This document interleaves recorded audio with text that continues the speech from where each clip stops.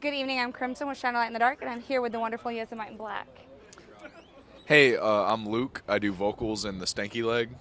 Hey, I'm Dylan. I do riffs. Cody, I'm on bass. I'm Mike, drummer. Awesome, you guys. Thank you so much for coming today, and just thank you for allowing me to have a few minutes of your time. Growing up, I grew up in and out of foster care, and so the one thing that nobody was ever able to take away from me was music. And so as artists, y'all actually do a beautiful job at creating a world for your listeners to go join you in. What is the original world y'all wanted to create for your listeners? Wow. I guess to me, it's like just create like a positive environment wherever you go. That's kind of the message we try to put forth is like just staying positive, having a good outlook on things, and like just being nice to each other, really. Accepting everyone for who they are and not being judgmental or anything like that. It's just, we're all people. Yeah. No, I love that. I love what you said about that, accepting everyone and just creating that free space for everyone. They say that a job of an artist is like that of a lover, which awakens the parts of yourself that you never knew existed, and it shows you a world that you never knew before. And as a therapist, I'm limited by time and space, by one client per hour. But as musicians, you're not. Right now, somebody could be having a 3 a.m. group therapy session with your music. What were some of those musicians that were imperative to y'all? Wow. That's You want to take this one first? That's a good one. Why me? I don't know. You got more strong opinions. Seether, the album Disclaimer 2. That album I can cry to, have fun to, get angry to. I never thought of it that way. 3 a.m. in the morning, just vibing, helping me through stuff. So that was an awesome question. Any of y'all? I got one too. For me, it was Beartooth, their album Disease from like 2018, I think.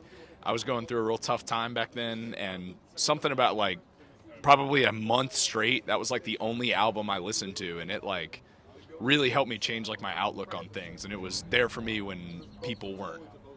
I'm gonna have to go with Language by the Contortionist. I just think it's it's the perfect mix of beauty and aggression, and I can listen to that thing front to back over and over again. You already know what I want to say. My choice would definitely be Deftones, specifically their album Around the Fur. Like that show, that album is it's angry, it's emotional, and it's just I don't know. It's easy to listen to any song off that album and just connect with it. Yeah. Yeah. I love all y'all's answers and how they range so much, and just even talking about like that understanding. My daughter is really the one that drove it home for me so since I grew up in and out of foster care, I didn't have good emotional regulation, right? And then I had her young, so I didn't teach good emotional regulation, obviously. And she'd be like, hey mom, I don't know how to talk to you right now, but these words, the song, this knows how to see me right now. And so I really like how y'all all mentioned kind of that range of emotions, and even like that music being able to see y'all. Mm-hmm. And with y'all's music specifically, I really love the raw and vulnerable lyrics, because I think that somewhere along the line we got it, as a society we started teaching it wrong, right? That vulnerability was bad and strength really meant to just hold everything in and not talk about anything, but it's actually so much harder to say how you're feeling. Mm-hmm. So what advice would you give to viewers to stay true to that vulnerability and that authenticity of yourself? I mean, really and truly, to me, it's just like it's the only way that I know how to express my feelings, right? Because I kind of grew up in a similar situation where like felt like expressing my feelings was not the way to do things. Like in my house, like my dad, he's an amazing guy, just not real emotional. So I never learned how to express my emotions, and music was the only way that I knew how, was to channel it into some sort of art. So I guess like taking however you're feeling and just kind of like throwing paint at a canvas, just go at it with the most raw version of yourself that you can. And what else is art other than truly an expression of yourself, I guess, Yeah. You can definitely tell in y'all's music a piece of your soul's in it. Yeah, absolutely. Yeah. 100%. And I think that's what makes it so beautiful, and what makes people connect to it is when you actually can feel that piece of your soul. You know, especially too, like when you're growing up, it's like, oh my gosh, nothing else may understand me, but then this artist just wants to see you. And also just makes you feel like for 5 seconds, oh my God, I'm not alone in this. Yeah. So like at its core component, what is music to y'all? To me, music is the sonic form of emotion, because that's the only way I can connect with a song is if it makes me feel something. So I guess like sonic emotion to me. Music is everything. It's always there for you when nobody else is. Yeah. The end. I think music is a language that is capable of, sharing things and feelings that words can't always express. Yeah, it's freedom of expression and just being able to, I don't know, just do or play what you feel without talking about it, Yeah. No, I love how you said that. I hadn't heard that one yet before, so I really like that. I'm gonna hold on to that. I'm gonna keep it in my little thingy. That's okay. And, one of the things that's beautiful about that is that y'all all chose the path to be able to express your soul. But sometimes I know that can get difficult. So, number one, what made you choose this path? And how did that start? And then number two, what helps you today stay true to it? Oh my gosh, I'm gonna have to think about that. These are the best questions we've ever received. What made me choose it truly, I guess, is I always looked up to both of my older brothers, and one of my older brothers was in like a pop punk kind of metalcore band when I was Awesome. younger, and watching him, it just looked like so much fun, and I just remember seeing him do that, and that was the first thing in my brain was like, that's what I'm gonna do. It was Yeah. like and specifically because of that, music is like the main thing that me and my brother connect on to this day, so it's amazing. And that's one of the things that keeps me doing it to this day is the way it keeps me connected to my best friends. Yeah. Like just playing music, like you said about it being a language, it feels like we're talking to each other without having a conversation. Yeah. The power of the riff chose me, and the riff gods brought these three to me, and we are just having fun with it. That's all I gotta say. My old man is a pro musician, so I grew up kind of watching him show me that it's possible to make a living doing this, and I grew up playing with him, and that kind of just made me fall in love with it. And I never gave myself a plan B.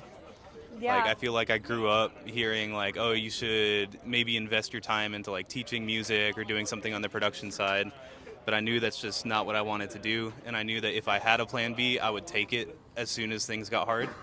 Yeah. So it's partly me denying myself a plan B, but I mean, I know this is cliche, but like without music, I honestly don't know what I'd be doing. It's the only thing that I love this much. Yeah. To be living in a van for 7 weeks with Right. 4 stinky dudes. Right. But yeah. What about you, Cody? It just performing, playing, just all of it just makes me feel like nothing else does. I don't know, I just love it. I feel like I'm made for it. No, and I like how you mentioned like not having a plan B, and then like having that from the start, and the riffs, and then you mentioned just even being made for it, and just like nothing else giving you that joy, and nothing else really making you want to endure the hardships that you have to, even like on tour and stuff, right? Yeah. So with that being said, where do y'all actually find your catharsis in music? Is it in the studio? Is it on stage? Is it on tour? Where do y'all find catharsis? Definitely on stage and on tour, without a doubt. It's just, I just love it. It's just constant, like just there's always something going on, and you're never a dull moment. You're never bored. I love it. Yeah, it's also got to be performing for me. Performing and writing. Writing is cathartic in the like, I get to express how I'm feeling in that moment.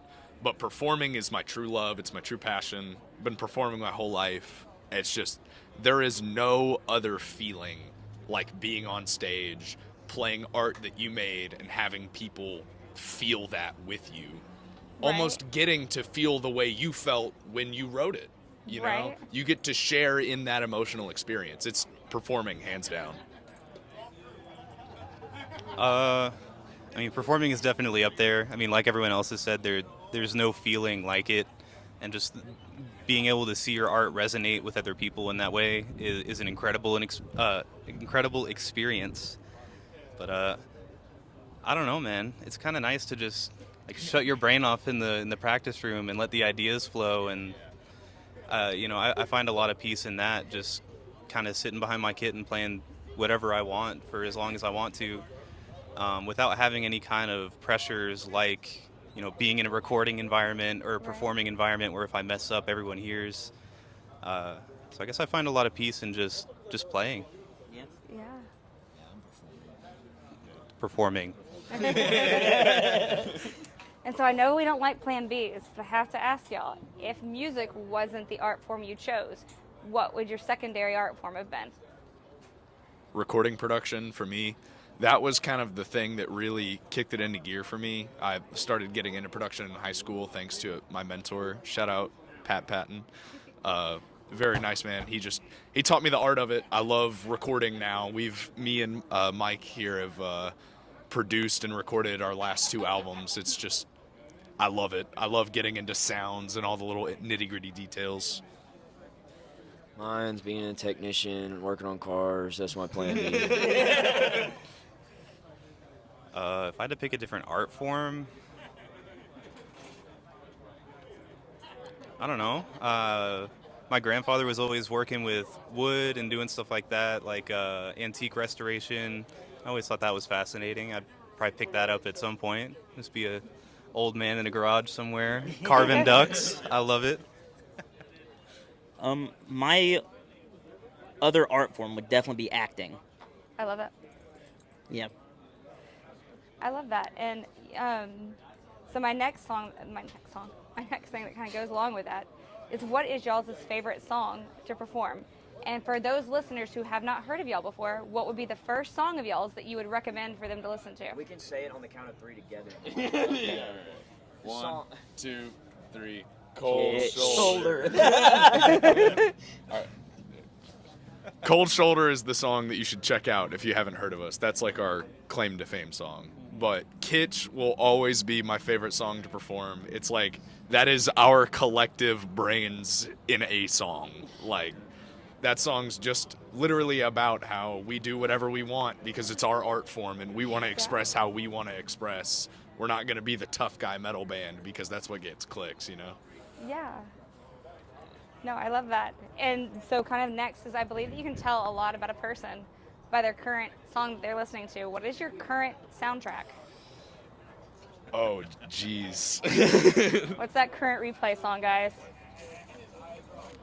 I've been listening to a lot of 80s hair metal, so Dawkins. I've been listening to a lot of Dawkins. Yeah, I'm gonna have to find it. There's a song called Breaking the Chains That Bind You. That's what I'm about right now. Breaking them chains that bind me. As of this tour, I'm back on a Chapel Roan kick. Okay. I'd kicked it for a little while, but I'm hooked again. So pretty much all of Chapel Roan's songs. Right now, the song that I've been listening to is Silver Savior by Shudder. I found them while we were setting up one night, and it's a really good song.